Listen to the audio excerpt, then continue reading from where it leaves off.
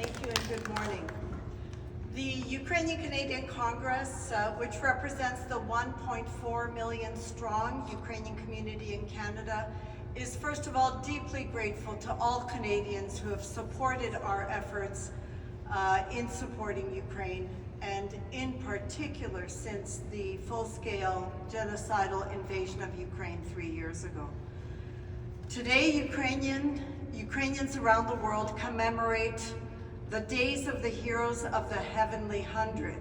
We commemorate the brave Ukrainian patriots who fell defending Kyiv's Maidan and Ukraine's freedom during the Revolution of Dignity in 2013-14.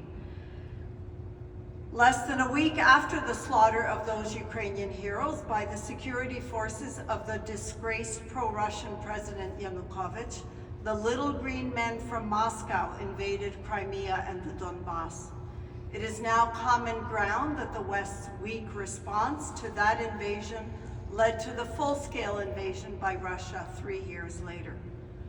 For 3 years, the world has recoiled in horror at the barbarity and sadism of the Russian attack. In Ukrainian cities and towns under Russian occupation, Russia executes Ukrainian civilians en masse.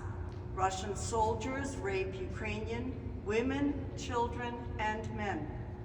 The photos of Bucha, Irpin, and Mariupol broadcast around the world serve as evidence of the war crimes being committed by Russia. Russia abducts Ukrainian children, adopts them into Russian families, sends others to re-education camps. Some are then conscripted to fight their fellow Ukrainians. By kidnapping close to 200,000 children, Russia is trying to erase Ukraine's future. This is genocide. Every single day, Russian bombs, rockets, and missiles target Ukrainian civilian infrastructure, hospitals, homes, and schools. Ukraine has documented almost 160,000 war crimes and crimes of aggression. Ukraine's allies,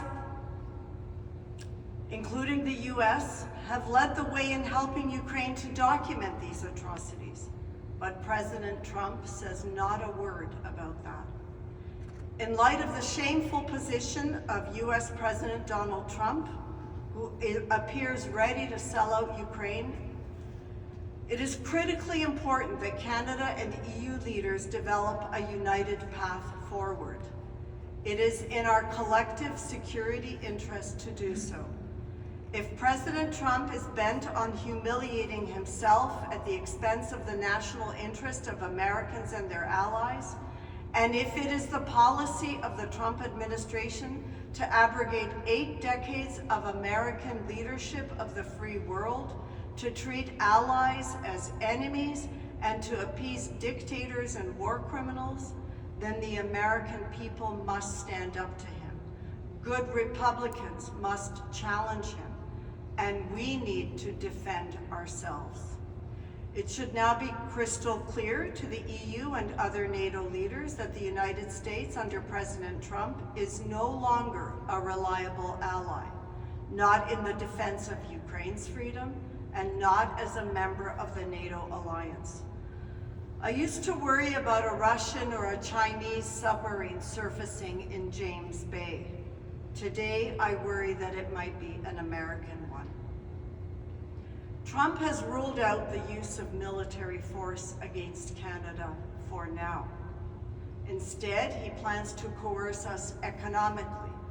As Senator Beam aptly said, Trump has launched a special economic operation against Canada. Trump's daily threats of making Canada a 51st state are in fact threats to Canada's sovereignty.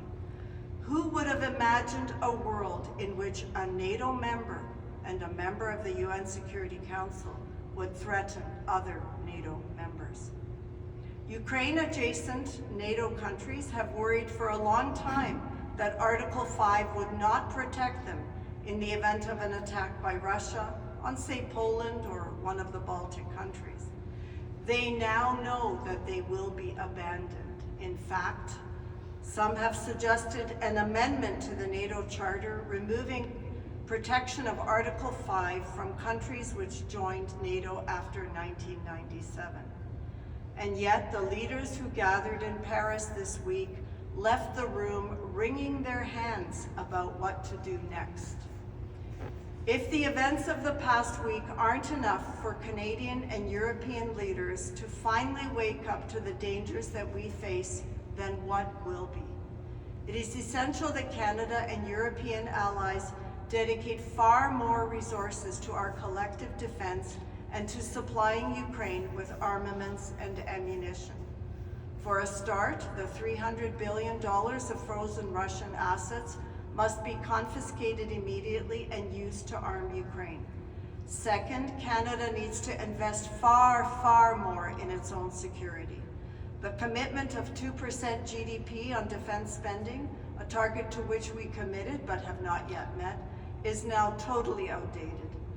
Our defense will require a far greater investment, 3% or more. Finally, and most importantly, let us not underestimate or forget the resolve, determination, and creativity of the Ukrainian people. 3 years ago, Russia launched a war of conquest against Ukraine. It was to last 3 days, but Kyiv didn't fall, and it remains free, resilient, and defiant.